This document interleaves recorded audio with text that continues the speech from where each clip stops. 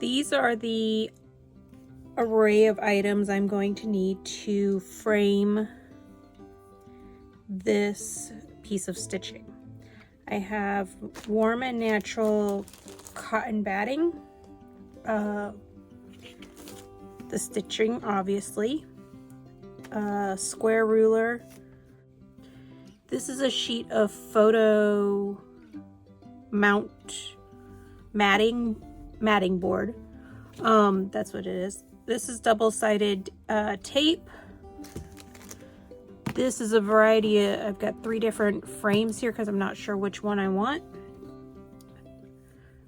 Quilting thread. It's a slightly heavier than floss thread. That's also got a bit of a wax on it. My needles. And this is fusible woven interfacing. Sometimes I will stabilize the stitching after I've given it a press and then put a piece of the fusible interfacing on the back. Usually that's for things that are going to be stuffed. In this case, it's going to be laced onto a frame or onto the backing board, and so I'm not going to end up using this, but sometimes I would use it, especially if for some reason I feel like the stitching needs the reinforcement to not lose its stitches. So those are the things that I will need in general. If necessary, I also have E6000 for other situations that may occur. So let's get started. Step 1 is to press the piece that you're going to be working with. I have some Quilter Starch Savvy. I think I get this at Hobby Lobby. Best Press is another one that I have floating around somewhere. You're going to you're going to press it from the back. And I tend to press on a lower setting first. So right now I've got it set for a medium heat.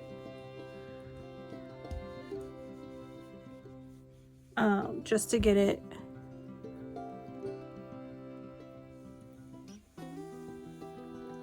flat. And my iron, I do use water, just plain old boring tap water. So it does steam a little bit, a light steam.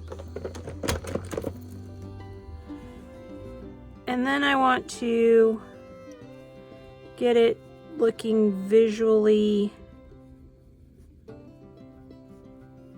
square. In this case, I've got a pretty square design.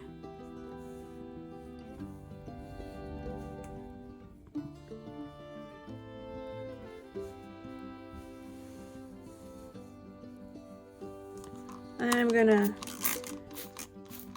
mist it with the Best Press.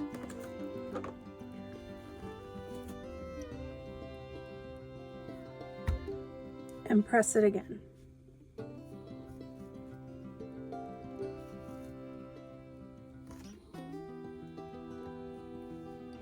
Step 2 is a continuation of basically step 0, which is picking your frame. In my case, I took a ruler and I measured and I figured out that a 6x6 opening will bring this pretty close to the edges. So I didn't leave myself much of a margin before the frame starts, but that's okay. That's kind of what I was looking for. My next option was to go with a 8x8, and that left too big of a margin. I picked the ash color, thinking that that would be a really nice neutral. Then I saw this red rustic one and thought that it might match the roses there. And then I saw this green one and went, that might pull out some of the leaves. So to get a rough idea of which one I'm going to like best, I'm going to take and basically fold, just lightly fold back the sections so I can see it with the frame.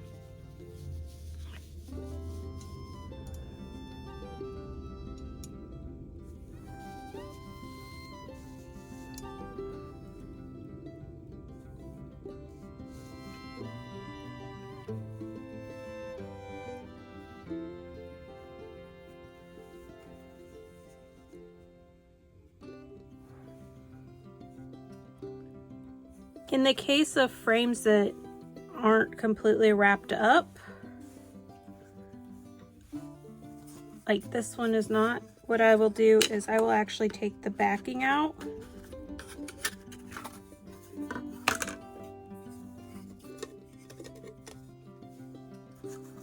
And I tend to frame without glass.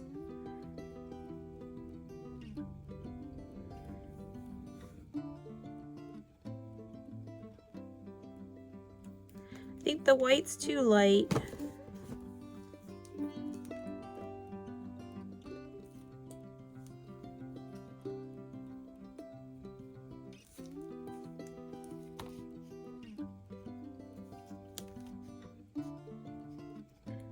Red's gonna have less of an opening than I thought. Maybe. No, I guess it is 6 inches.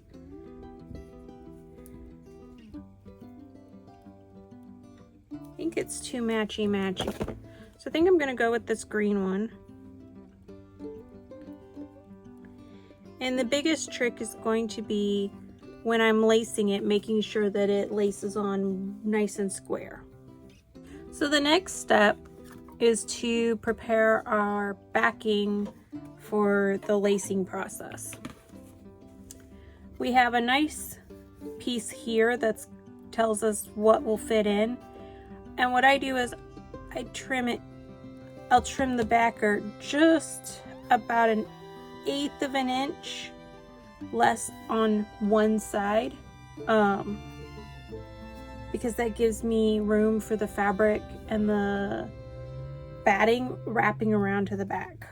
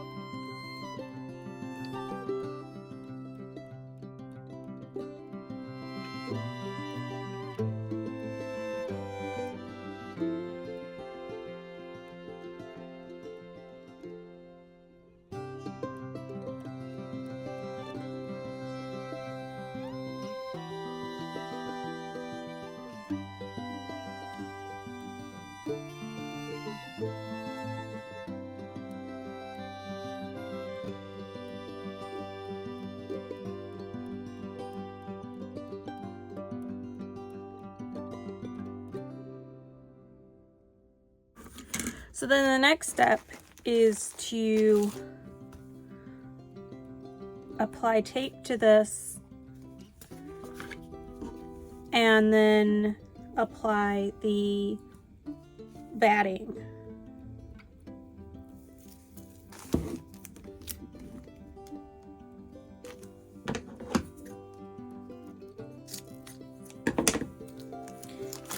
It is terrible tape. It is tape that will tear.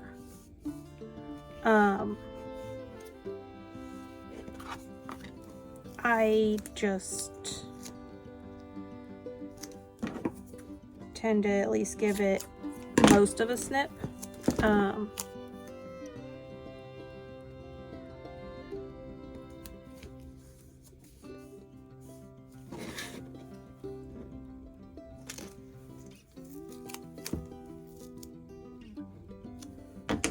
And it's an eyeball. For this, I have basically cut bits and pieces out of it. And I just rough cut around because I can trim it up better later.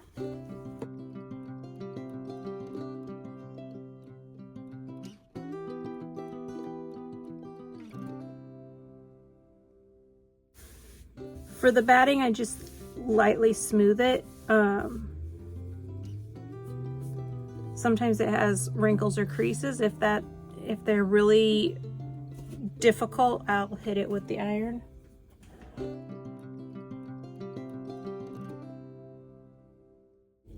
The tape can be a bit of a challenge. So the easiest way to get it to start is to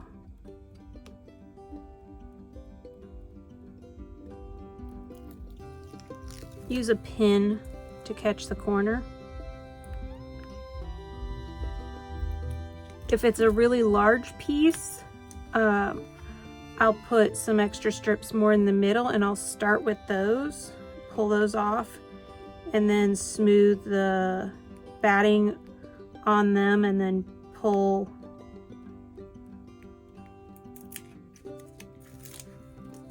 the rest of it off.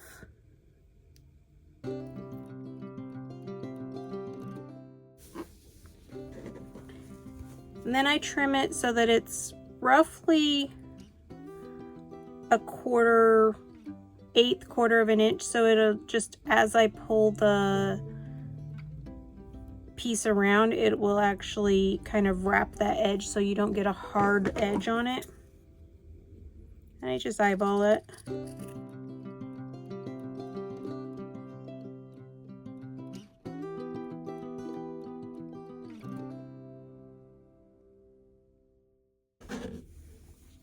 And that's how I prepare the backing for lacing.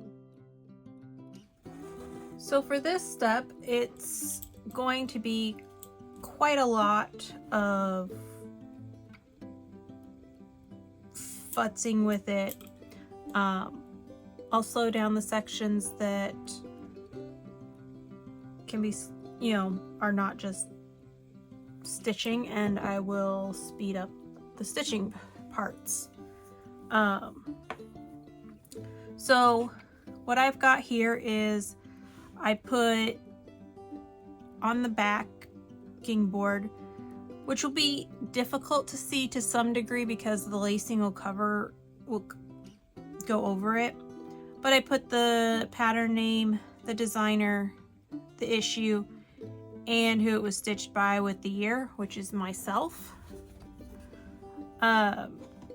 And then I'm going to take this and I'm going to basically start getting it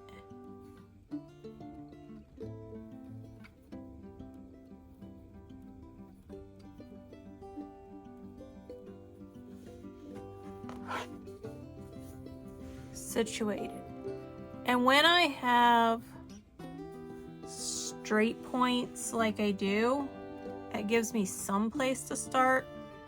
In this case, that's still too close to one edge, so start pulling it a smidge over towards the other way.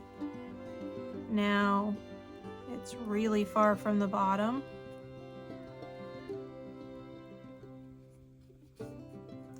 And I'm just kind of feeling it.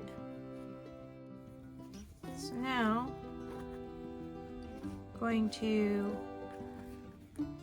take and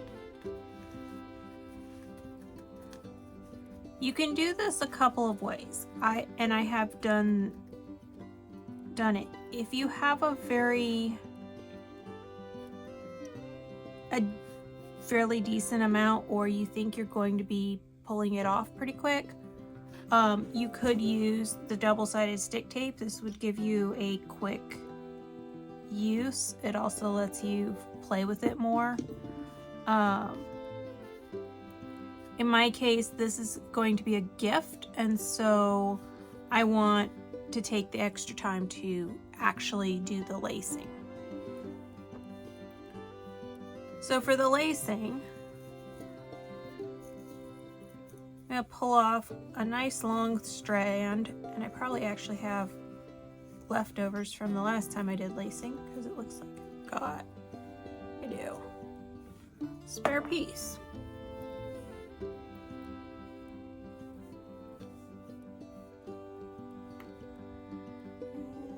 And where's my needle?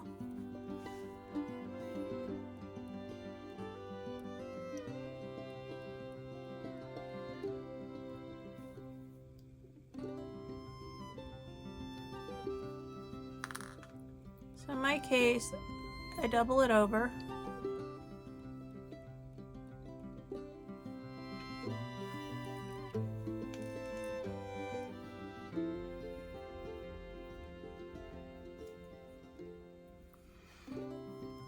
And you could put a knot in here. I'm going to actually just kind of tie the knot on the edge of the fabric by going over it a few times.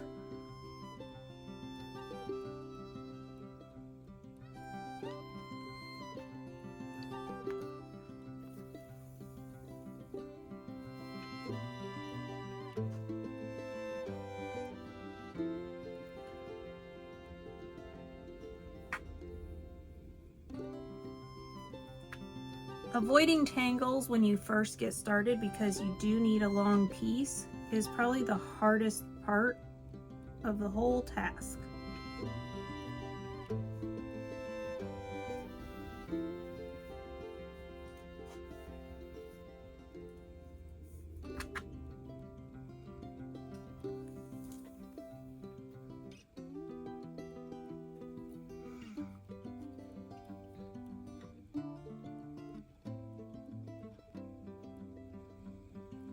And I tend to do kind of a crisscrossy method. So I go from right to left of my edge.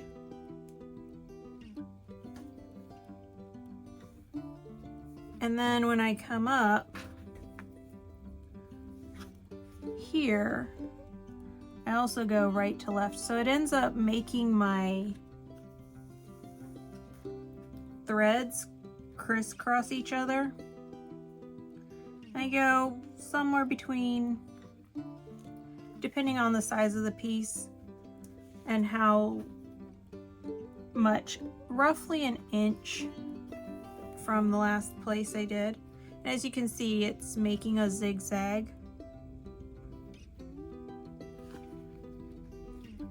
And once we get this loosely snugged, then we'll check the front to see if it's where we think it should be. We'll shift it, and after we shift it, we will tighten it down. Now, as you can see, I probably need a few more strands of bit more thread, because I've got maybe 2 more crosses, but I can still get an idea of if it's where it needs to be.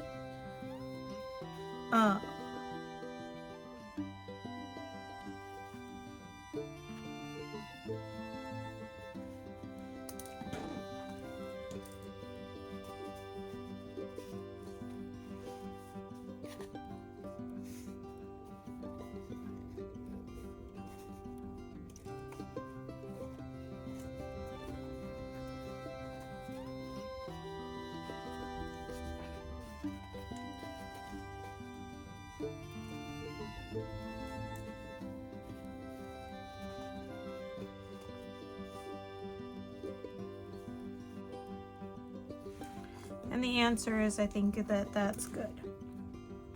So I'm going to take these strands. And I'm gonna snug them down.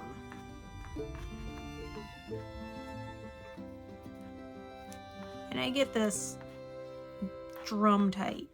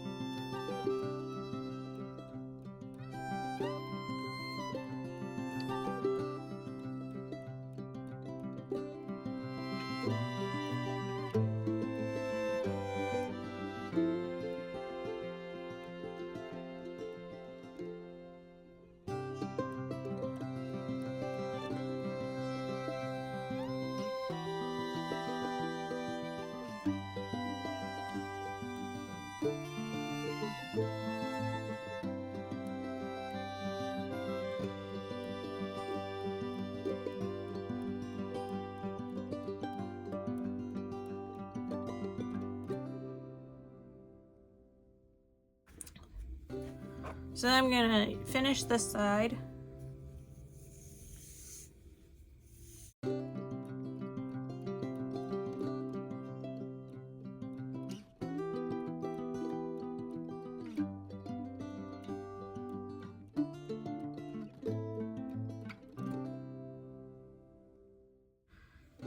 Sometimes I've done big pieces that I will actually start in the middle and work my way out.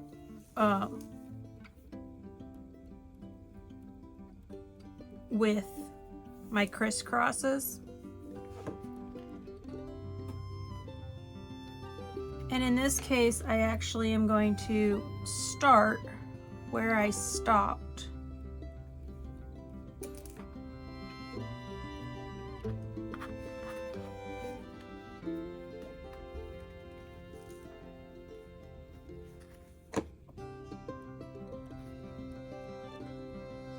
Because I want the tension to the other side to still be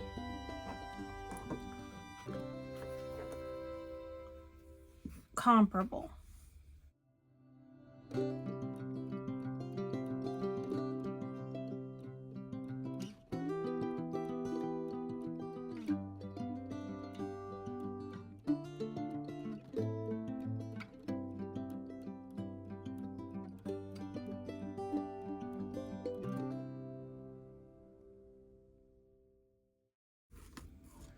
Your second side is actually going to be quite a bit easier.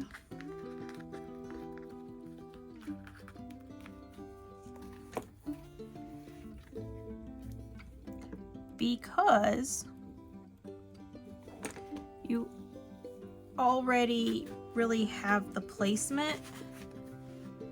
You're not necessarily going to be trying to get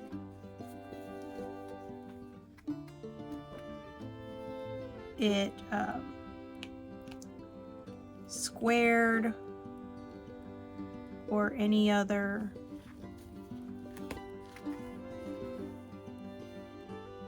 issues. So that's ready for the second bit. Now you can leave quite a bit of the fabric, and or you could trim it down. But the one thing that I do want to do before I go much further is I want to take and make sure that there's nothing too crazily out of sync here.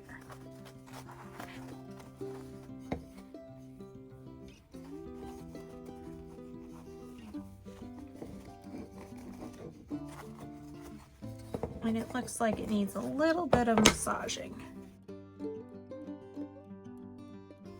Just because I've got a lot of straight lines here.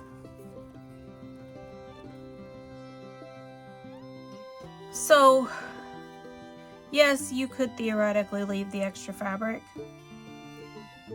I'm going to give it a haircut so that it's about an inch on either side.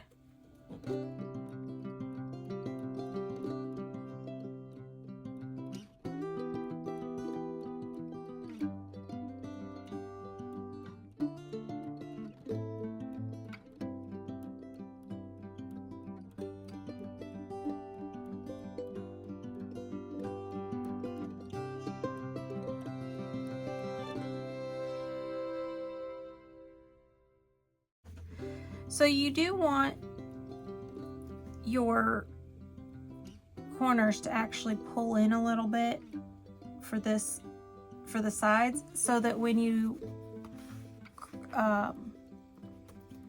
pull it taut, you're going to end up with a slightly mitered corner. So the fact that it is pulling in is perfectly fine.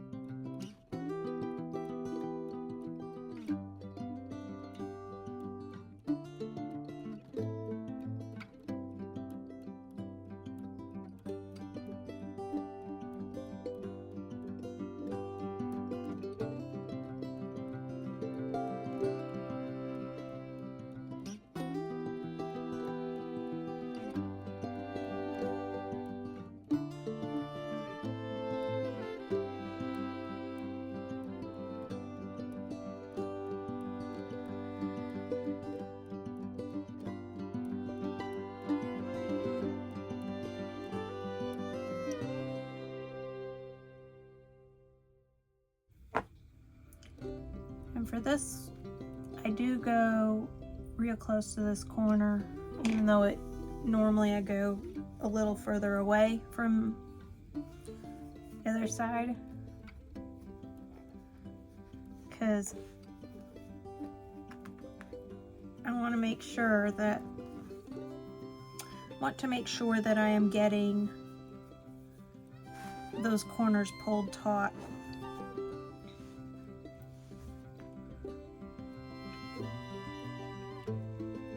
So I'll go a little closer on this first one, just so that when I come across, I actually start getting my zigzag.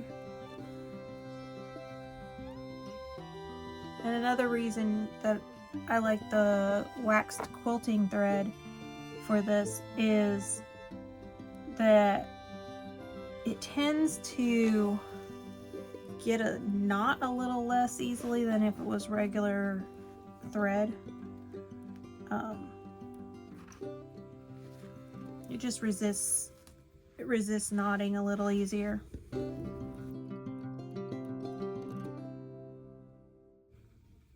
Now you kind of do want to make sure you keep the original crease. So I'm gonna actually catch the fold on this side.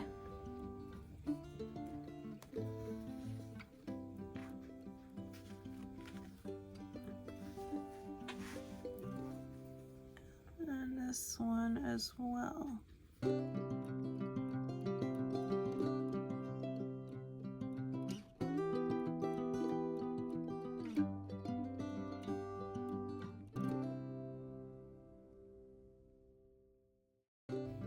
So now it's time to really snug it up. Snug, snug.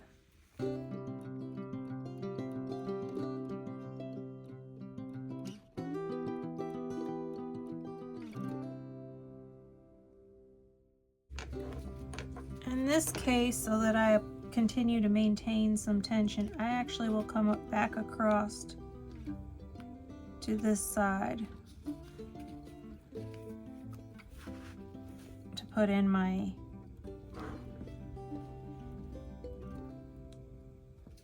tie-off stitches.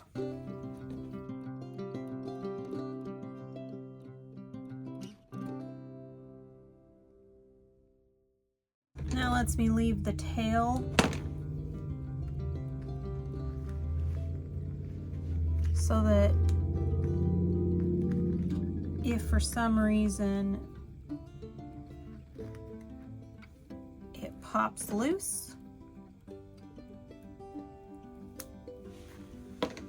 I have something to use to start tying it back together.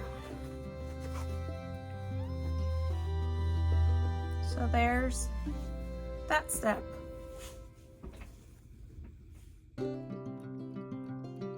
So we have the glass, we have our piece,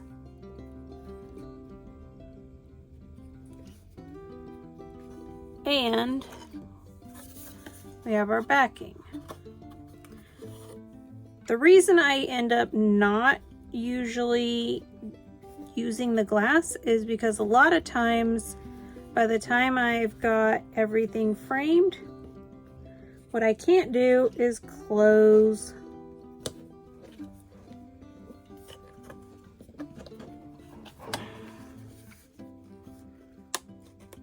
the latches.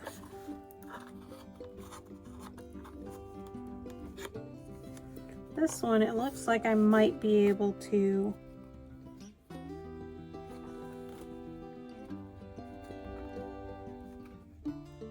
close them.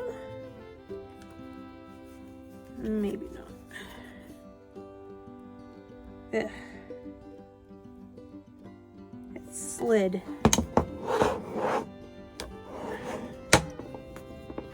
So doing that forced it all to one side. So we're not going to use glass.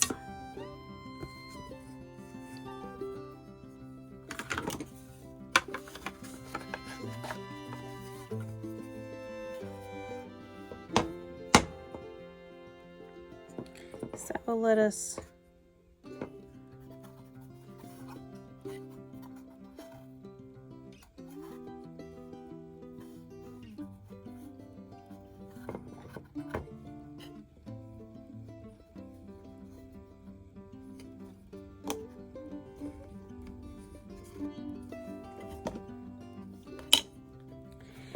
The other thing you could do if on a frame like this, if you wanted to use the glass, would be to actually take and put the double-sided stick tape here and put a piece of brown paper on the back. You would lose the ability to make it a table stand.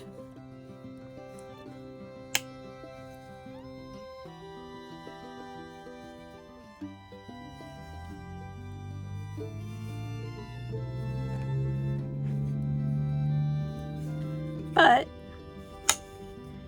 there is our finished piece.